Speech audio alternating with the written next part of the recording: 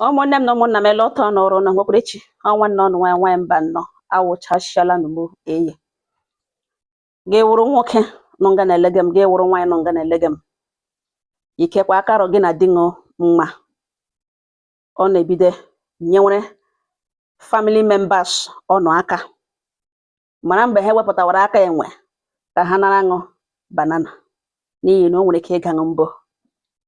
Achọrọ m igbu oge ọ na-anọ m ugbu a otu nwanne anyị nwaanyị akpọ m na fon sị m nwaanyị mba nnọọ m za ya sị m na o nwere ihe ribidege ya ugbu enyi na m ledele ma ihe na ugbu enyi ya eme ya gawa onye ọjọọ ma enwere otu eshiri mee ke na-arụ mma nsọ gịnị ya sị enwere nwa nwanne ya nwaanyị ya kpọrọ from obere mgbe ọ dị obere ka ọ kpọrọ nwa zụgide nwa anọ ntara nwatakịrị dị 19 years now a girl na ọ nọkwa na skuul ọ nọ poli na ọ dị ya kwụgara ụgwọ skuul na-emere ya ihe niile na ọ na-awa ọlọta skuul ọ na-eshi n'ụlọ aga skuul ọ lọta ọ ga-agbape shop nọrọ ebe ahụ naanị ihe ya na-emewu iteki akaụntụ n'ihi na ya eji nwa n'aka eji nwa ọhụrụ n'aka now na ya nọ na shop ofu nwaanyị nebo ya distant nebo agara bịa na shop ya na nwaanyị a na o jicha ndọrọ ndọrọ na-eji adụ anọ nke ndị bekee kpọrọ fake jikwa ngaji na ụmụ ihe ndị ya elewe ya anya n'aka ihe ndị o ji ọ jụọ sọ ya nwa ebe a ya si yes na ọ ya nwe ebele ya gwawe sị na ole sales girl ya na ọwụ onye ya chọrọ bịa ya gwawe na ọwụhụ sales girl na ọnwa nwanne ya nwaanyị ya na ya bi na-erere ya ahịa ma ọ nọrọ ọshi skuul lọta na ọwụhụ sales girl ya the woman ewe gwawe na ọ ya ka ị chọrọ bịa na nwa ha na ya ebido kọwara ya jinwe ya chat nwa ahụ na di ya ọ si elege the thing ya elege ihe this woman kwuga na ihe o jigo onye ya ọnụ ya ebido rịọwa the woman si ya biko na ya gbaghara na ya la ga-efixie ụlọ ya ka ya ga handle kwanụ the girl correct that nonsense.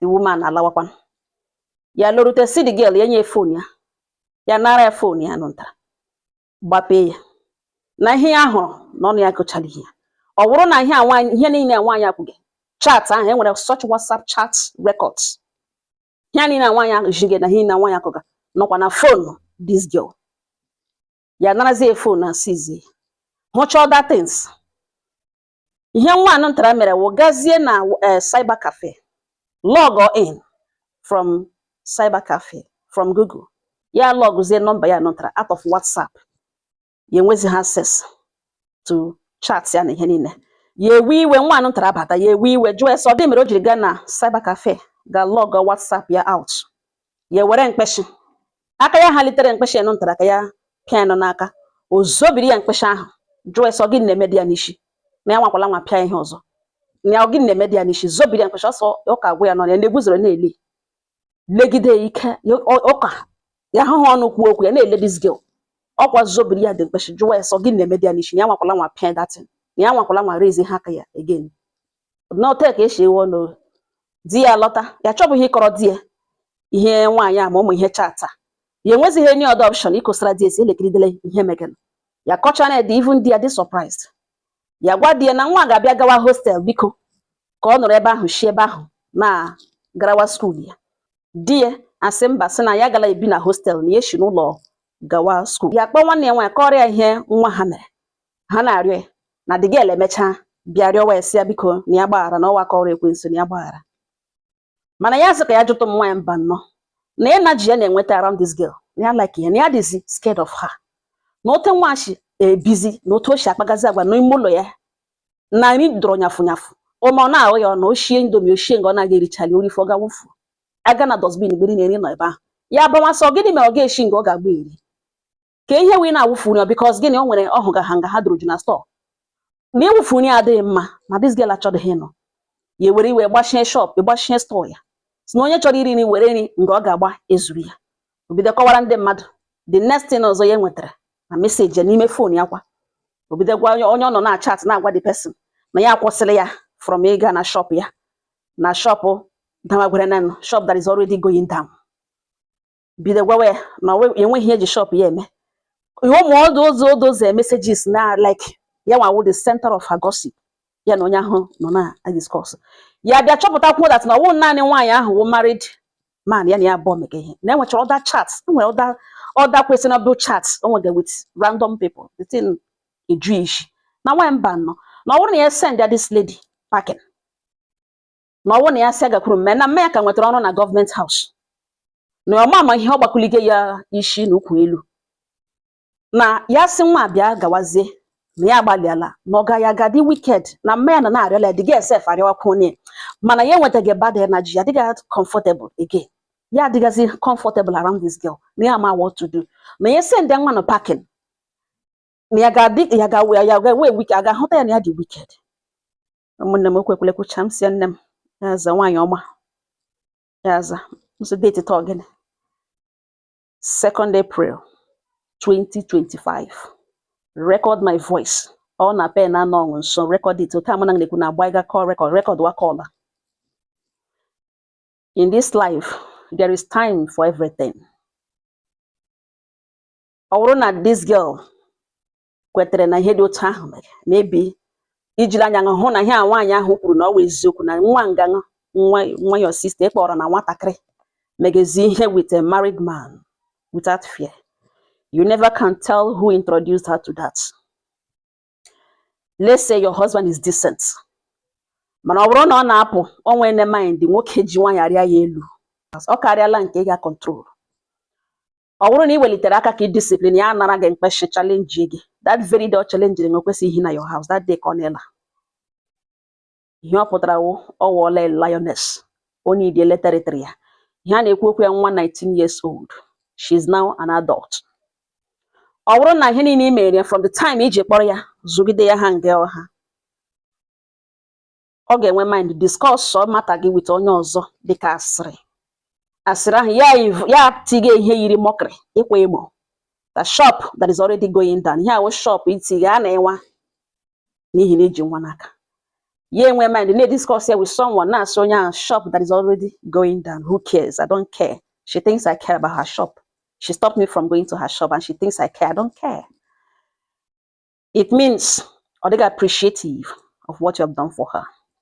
Now, Izu Gidene Erute 19 years old. Ijihune na nna ya ogwo ezu ya gawa further. It's not like nne na nna ya no here. Nne ya na nna ya no ya. Ha dị okay. Gwa ya ka ha continue ebe kwụsịrị. Otocha banye na mmadụ. How much? How much you tried for her and what you did for her. Manisi and run at that house, getting about be in that house. You get regrets here, sure. Now, as an adult, carry wala yelu. Manapa mana that any day but room here toilet infection or this room here. You got how come? Because an adult bagay outside. Busy with you in that house, they use your toilets and any or the most likely to infect your household. Therefore, send their packing 119 years ebaliala. Ya we zo begin question jono ke ihe na-eme ngonishi na ga nwakwala nwa pia ihe ọzọ. Onwe na-enye ye shie ni ye shi oto sheri ya rifu ya ga wofu. Maya dendo, Maya enwetala ọrụ na government house. Boya ka ha continue ebe kwụsịrị. Ihe anwe kpọrọ na nwata. Onwe mind nwoke ji nwa ya rigoro ya elu. You don't know how long she started doing that. And you don't know who introduced her to that. For your own good. Ewu mama ya hige akpọ your sister. Where that na o ruole mgbe nwatakịrị na-need nne ya. This is the point. Na ọ wụrụ gwa nne ya were mkpeshi ka epia ya. Ogana zobiri on question John when he never ya won't define your position. Where your sister, this is where you will need your daughter. MNM came, I have tried. And when support to get you can send the across Bunuji, send ya. Man, I won't again a continue near being on that house or the dangerous. Yes, some wine ban. Thank you so much. In your feeling na yaga the wicked, ya ma oti ye chekatala hekas na nwa etoli naka. Nebo she don't know all this is stubborn. No to she this energy this all na what battle like this. Any lay na your art no to shagija no to no jo na apia. Msi na already when bad energy. That speaks volume. Iji hon you ugwo ezugide till ya we hon awe in life till ya Lord iji hon ugwo ka yin eme from Allah obigi. But where by imege ya ya challenge ya zobiri ngo mkpeshi challenge gị. It's not like ihe o mere dị mma, the reason iji buru mkpeshi i kwesịghị deserve iburu mkpeshi n'ihi na ọnwụnwa ikpọrọ na nwa ya zobiri ngo mkpeshi ọ kwụsịghị ebe ya jụ nsọ gị na-eme gị n'isi. That means something dị wrong. Mana chọrọ m ikwu gaa further. Ihe m chọrọ ịgwa gị at this point, if you don't send her packing, it will affect not just your marriage, it will affect you in many ways. Ya nwatakịrị nku ya akala ọ karịala gị nne dị ndụ nna ya enwetakwala n'ọrụ ezigbo ọrụ na gọọmenti haus ọ mụrụ n'ụzụrụ otu a mma ya arịọ gị mpa ya na-arịọ gị ya onwe na-arịọ gị. Sometimes apology may be to buy more time to strike harder. The truth of the whole matter wụ na o toole n'aka na ezugidere from nwa 19 years old. Mma ya agaghị bara ya mba ma were ezi aka ya jụọ mme ogiri na-eme ya n'isi. This is where she needs her mother. You have tried. Ọ nweghị ihe ọjọọ ka ị mere ma esi ya ngwa nne itoole ị ga-abịa lawa. It's very easy. Mana ị continue happy ya. Mark ya today's date. You are most likely to experience agony. Ị ga-erute mgbe ị ga-ebe akwa na-amahụ otu echere kọ ihe anya mmiri asụwa. Chọwa ewu ojii ugbo chidihe. A lot of things agala wrong already. Be very, very careful. Send her packing. You have tried. Ụmụnne m ka ewu uche obi nke m ọ sọkwa na mgbetere ya ọnụ na-enwekwa ihe unu ga-agwe na unu gwe. The reason m ji sị ka mgbotọwara unu okwu ahụ enwere a lot of women dịka this lady, a lot of men dịka this di nwanyị a, because of this person dị mma, because of this person dị good, or a nice person, onye gị na-emega ihe across wazie line. Ụfọdụ na-ahụta enyemaka like an entitlement, which is not supposed to be so.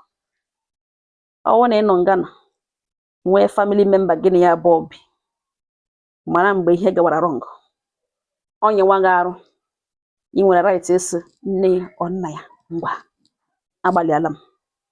Mana gị nọrọ na aga-akpụ ajọ mmadụ ọ na nwa asị sorry gị hụ ihe ga-emebi ihe n'anya babara na bamba mmesha ọnụ gị na-eme ka ị wee ezigbo mmadụ. A lot of marriages today akpụrụ isi na mgbe aja n'ụdị a. Onye ọbụla kpachapụ anya. Udo dịrị ọnụ.